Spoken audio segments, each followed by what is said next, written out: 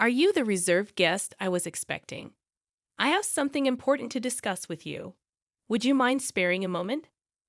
As I was about to enter the restaurant, a woman in a chef's attire, wearing a tense expression, approached me. Intrigued, I wondered what she wanted to confirm regarding my meal. However, when I listened to her, I was hit with a shocking revelation that made me go pale. My name is Emily Thompson, 31 years old, working in the advertising industry. I work diligently to create better advertisements, and although it's a challenging job, it's incredibly rewarding. My husband, John, whom I met through work, is a year older than me, and we've been married for a year. Being a dual income household, we efficiently share our household chores and help each other manage our lives. Initially, our interactions were solely work related, but as time went by, we started having more personal conversations and grew closer. I realized that we shared similar interests and values, and I started developing feelings for him. Fearing that we might not see each other often after our collaborative project was coming to an end, I mustered the courage and confessed my feelings to him. Despite my nervousness, he accepted my feelings, and we started dating. After a year, he proposed, and we got married. Before marriage, John revealed that he had been previously married and was divorced. They were married for about a year, had no children, and mutually decided to part ways due to differing values. It seemed like John regretted not being able to make his previous marriage work. He appeared a bit reserved when it came to love, probably because of his past experience, but I understood. As long as there were no lingering issues, I didn't mind his past. It wasn't about wanting happiness for marriage, but wanting to live my life alongside John.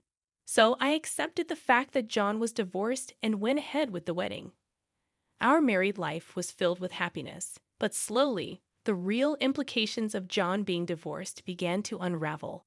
After our wedding, we moved to an apartment close to both our workplaces, and John's parents live nearby, and we get along well. Our married life has been smoother than I anticipated. Initially, I had concerns about living so close to my in-laws, fearing potential conflicts, but they were always kind to me. Given our work schedules, John and I hardly have time during the weekdays, but we make the most of our weekends. Living with my husband, due to both of us working, we don't get much leisure time together on weekdays, except for brief conversations at dinner. Therefore, we spend a lot of time together on weekends. We both enjoy eating and often cook dishes we want to try at home. Ideally, dining out would be great. But I have an allergy to fruits from the Rosaceae family, so I can't casually eat out. Even when I think a dish doesn't contain these fruits, they might be used as a hidden ingredient, making it tedious to constantly check with restaurants. Even a slight touch causes my skin to turn red and swell. I feel bad asking about ingredients at restaurants and have developed an aversion to dining out due to this. I developed this allergy as an adult, and initially, I was taken aback since I hadn't expected it. I recall a time when I ate a lot of strawberries, and my mouth swelled up, making it difficult to breathe. I used to eat fruits frequently, and after getting tested at the hospital, I was devastated to find out about my Rosaceae fruit allergy. Discovering that I could no longer eat favorites like strawberries, apples, pears, and peaches saddened me. I'd had reactions after eating food I thought was safe, only to find out they contained allergens, which further discouraged me from dining out. This made me apprehensive about buying ready-made meals or snacks, adding a bit of stress to my life. Perhaps due to the initial severe allergic reaction and the sadness of not being able to eat my favorite fruits, I became overly cautious about checking ingredients during meals with my husband. While we were dating, my constant checks made me feel apologetic. However, I can't feel at ease without thorough confirmation, and without it, I can't fully enjoy meals. Still, we love eating. My husband and I would select ingredients and enjoy cooking together, a routine that helped reduce my excessive worries. Fortunately, both my husband and his parents understood my allergies, easing the mental burden I felt after getting married. Especially my mother-in-law, who had a deep understanding of allergies due to her father's severe wheat allergy. Wheat is commonly used in many products, and even a little bit affected him. Allergies can be lethal, so we were very careful. She explained that she researched my allergy and always ensured that meals were safe for me when we dined at her place or went out. She took extra precautions, allowing me to enjoy meals without worries. You shouldn't have to be scared during meals. I'll make sure everything is safe for you, she told me, which almost moved me to tears. I have a great relationship with my in-laws, especially my mother-in-law, who treats me like her own daughter. We'd often go out together, and my husband and his parents are wonderful people. The concerns I initially had about my allergies have vanished. One day, a project I proposed at work was successful, earning me a promotion, which I excitedly shared with my family. They were all thrilled, especially my mother-in-law. While spending time with her, she invited me to celebrate at an upscale restaurant. That's a very fancy place, isn't it? I can't let you do that, I hesitated. The restaurant was in a luxurious hotel nearby, which I had always dreamt of visiting since my student days. However, it was truly upscale, and I felt it was too extravagant even for a celebration. You don't have to hold back. This is such a joyous occasion. Let me treat you, she insisted, genuinely happy about my promotion. Her sentiment warmed my heart, but I had reservations. I remembered visiting the restaurant's website before my allergy developed and dreaming of tasting their fruit-filled tart someday. The restaurant often uses fruits from the Rosacea family. While I appreciate my mother-in-law's kindness, besides the issue of the restaurant being upscale, I'm hesitant because they frequently use fruits from the Rosacea family, to which I'm allergic. Whenever I dined out with my mother-in-law in the past, we informed the restaurant of my allergy beforehand. But each time, I felt guilty asking them to accommodate my dietary restrictions. So, we often chose restaurants that seldom use my allergenic foods. I worry that even if we inform this restaurant about my allergy, it might inconvenience them due to their frequent use of fruits. Of course, dishes without these fruits are safe for me, and I'm tempted to try them. However, considering the kitchen likely processes these fruits as well, the risk scares me. In the end, I decided to decline the offer because of my concerns about an allergic reaction. Still, my mother-in-law was keen on the idea. I'll inform them about the allergy when I make the reservation. Don't worry. I also have a connection there, so they'll take good care of us. I was surprised to hear that she had connection to the restaurant, given that neither she nor my husband had ever mentioned it. However, I assumed it wasn't something she boasted about. Considering my mother-in-law's enthusiasm and my genuine interest in the restaurant's cuisine, we decided to have lunch there together. Given that it was a suggestion from my mother-in-law, who had always been considerate of my allergies, I felt relieved, thinking there was nothing for me to worry about. When I told my husband about this, he was surprised to hear that his mother had connections at the restaurant. He'd also mentioned that the restaurant sometimes serves fruit, and he appreciated their consideration for allergies. When I shared with my husband that my mother-in-law had informed the restaurant about my allergies during the reservation, and that they would take precautions, he seemed relieved. It's a celebration of your promotion, right? Make sure to enjoy yourself, he said with a laugh. Initially, I declined because of my allergies, but I had always admired the restaurant, so I was excited about dining there on the day I had been eagerly waiting for. Since it was a weekday, I took the half day off after finishing my morning work. I planned to head straight to the restaurant. Being a high-end place, I chose a more formal outfit than usual and paid extra attention to my appearance. When going to work, colleagues noticed my attire and asked about my plans. When I told them about the meal, they wished me a good time before I left the office excitedly. As I entered the hotel entrance, my mother-in-law was already there. The two of us headed to the restaurant on the first floor, and since we had a reservation, we were immediately escorted to our table. Our reservation was for 1:00 p.m., but due to the busy lunchtime, we were informed that the serving might be a bit delayed. Understanding the popularity of the high-end restaurant, I decided to order just drinks for the time being and wait patiently. Having already finished work and being encouraged by my mother-in-law, I ordered champagne. We enjoyed our conversation while waiting for our meal. Though I've had champagne before, the one I had that day tasted the best. Feeling the effects of the alcohol and the anticipation of dining at a restaurant I had longed for, I was in high spirits. From the dishes at the neighboring tables, I could tell the food looked delicious, and I eagerly awaited our meal. Suddenly, my phone rang from inside my bag. Realizing I hadn't turned it off during my meal with my mother-in-law, I tried to shut it off. Seeing the incoming call was from work, I sobered up immediately, worried that there might be a problem. I excused myself from my mother-in-law and stepped out of the restaurant to take the call, ensuring no one was around in case of sensitive information.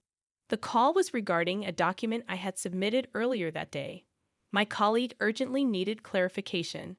Relieved that it wasn't because of an error on my part, I answered their questions and wrapped up the call in about 5 minutes. As I was about to turn off my phone to go back and enjoy my meal, an unfamiliar woman approached me. "Excuse me, you're the customer who made a reservation for today's meal at the restaurant, right?" The woman was dressed as a chef, presumably from the restaurant's kitchen. She looked rushed and a bit out of breath with a concerned expression. I wondered why she would come out during such a busy time. I was puzzled, but when she said she needed to confirm something, I answered her questions. Her face went pale, and she urgently told me to leave the hotel immediately. "It's dangerous to go back to the restaurant now. Please leave the hotel and ensure your safety immediately." Suspicious of the woman's intense demeanor, I asked for clarification. Once I grasped the situation, I felt the blood drain from my face. I quickly hopped into a taxi waiting in front of the hotel and headed home. That evening, my mother-in-law called. When I picked up, she was furious about me leaving her at the hotel and returning home without saying anything, causing embarrassment. "Since she had reserved a special course, you had everything set up to celebrate, and you just leave without a word. Don't you know basic manners? What kind of upbringing did you have?" She was angry in a way I had never seen from my mother-in-law before, and she started to berate me. I had always thought of my mother-in-law as a kind and gentle person, but there was no trace of that now. I believed that the kind mother-in-law I had known would be upset if I left without saying anything, but would also be concerned about whether something had happened to me. However, she was furiously yelling with such intensity that I began to believe the rumors about her were true. As I remained silent, she continued to berate me further, complaining even about my parents and how they raised me. "You've been silent this whole time. Don't you realize you've done something wrong? You're not fit to be my son's wife." After a long tirade, she finally seemed to calm down a bit. I then quietly posed a question to her. "You told me that you informed the restaurant about my allergies when you made the reservation today, and I could relax, right? But the restaurant wasn't aware of my allergies. So what happened? In fact, the meal today had ingredients that I was allergic to, not only in the dessert but also in the main courses. The allergenic ingredients were used in marinades and sauces, which weren't apparent from just looking." The woman who approached me earlier had taken the reservation call from my mother-in-law, and she said that no mention of my allergies had been made. However, she noticed the allergy badge on my bag and came to check just in case. Being the chef responsible for our meal that day, she immediately noticed the inclusion of the allergenic ingredients. If she hadn't informed me, I would have unknowingly consumed the food with allergens, which would have resulted in a severe allergic reaction. Initially, I doubted that my mother-in-law would purposely make me consume allergens, but considering the woman took time out of her busy schedule to inform me, I quickly believed her. Furthermore, this woman knew about my mother-in-law's true nature, and she deduced my situation, advising me to leave immediately and ensure I went somewhere my mother-in-law would follow.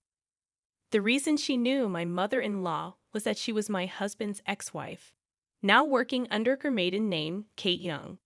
Seeing me with my mother-in-law, she realized I was the new wife and decided to help me out.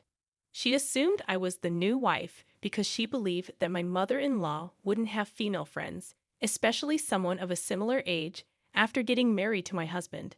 The ex-wife lived with his parents and was subjected to significant mistreatment by my mother-in-law before they married. She, like me, thought the mother-in-law was gentle and kind, which left her quite baffled once they started living together. When my husband or father-in-law wasn't around, the ex-wife faced continuous criticism for her housework and was always subjected to snide remarks. Being a full-time housewife, she had no escape despite her culinary skills, honed from attending a professional cooking school. The mother-in-law still found faults with her dishes, even discarding them at times. She considered discussing this with her husband. But the mother-in-law was adept at concealing her true nature, especially around him. Feeling her complaints would fall on deaf ears, the ex-wife aimed to gather evidence. However, as she had recently become a full-time housewife, she lacked funds and was almost constantly under the watchful eye of the mother-in-law. Unable to gather proof and without anyone to confide in, she felt trapped in this life, so she fled in the form of a divorce. Despite never having worked before, she utilized her culinary license to seek employment and was lucky to land a job at the restaurant.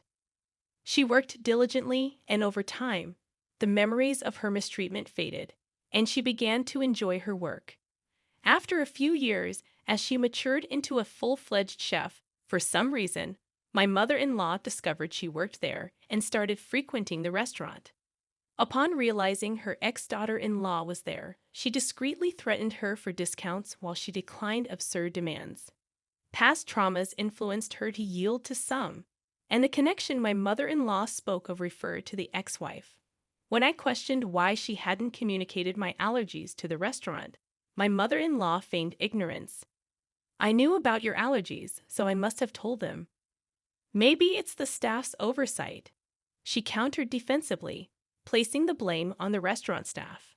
Given that the reservation call was handled by the ex-wife, it's probable that my mother-in-law deliberately didn't mention the allergies, intending to pin the blame on the restaurant. However, I was already onto her game, considering the restaurant's stringent guidelines on allergies. If informed, they'd have accommodated my dietary needs. Moreover, they record calls for dispute resolutions, so it would be easy to verify who was at fault. When confronted with this, my mother-in-law, not anticipating recorded evidence, fell silent. I pressed on. "You've always been cautious about my allergies. Why did you not mention them this time?" Until now, my mother-in-law was well aware of the dangers of allergies and always showed concern, so I never imagined she'd do something like this. She knew that by doing this, it wouldn't end well for me, given that we had a good relationship until now. I was curious why she acted this way and sought an explanation. After a brief silence, she shouted defiantly, "I despise you. You outshine me. You deserve some pain."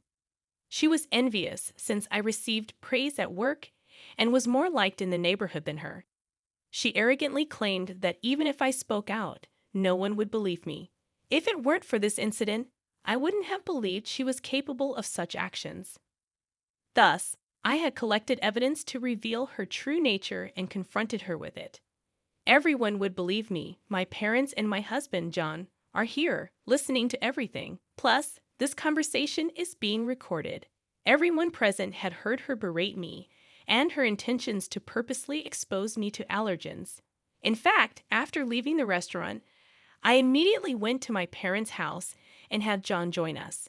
I had informed them of the situation, and we were discussing our next steps when she called. So I swiftly switched the call to speaker and started recording it for evidence. As a result, we had her incriminating statements on tape.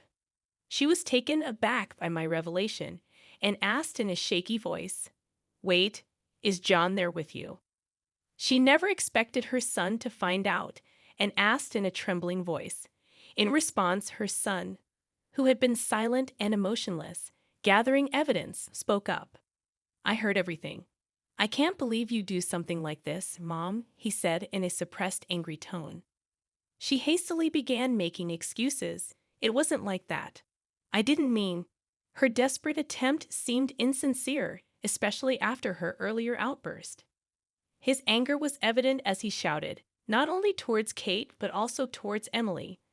"I don't even want to think of you as my mother anymore. We're cutting ties." Given the true nature of the mother he had trusted, John was beyond furious. He then declared his estrangement from her, ignoring her cries. Furthermore, my parents said that they would sue her for attempted murder, and John cut off the call, disregarding her voice. Later, when John informed his father about the incident, he was furious and suggested divorce, eventually throwing her out of the house. With no relatives to rely on, no income, and being a housewife, she clung desperately, pleading and crying.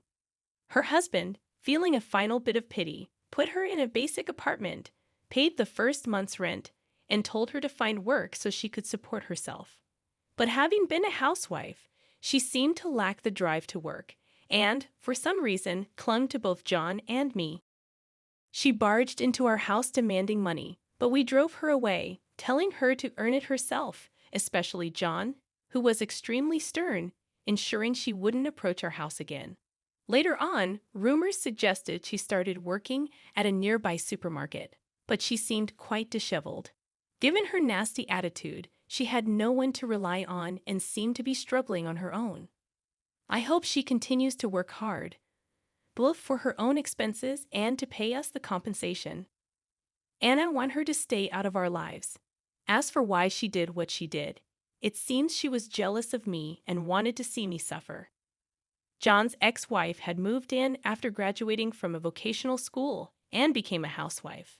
She was submissive, obeyed her mother-in-law, and had a quiet nature due to her unpleasant character, which made her disliked by women and her enjoyment in bullying those weaker than herself.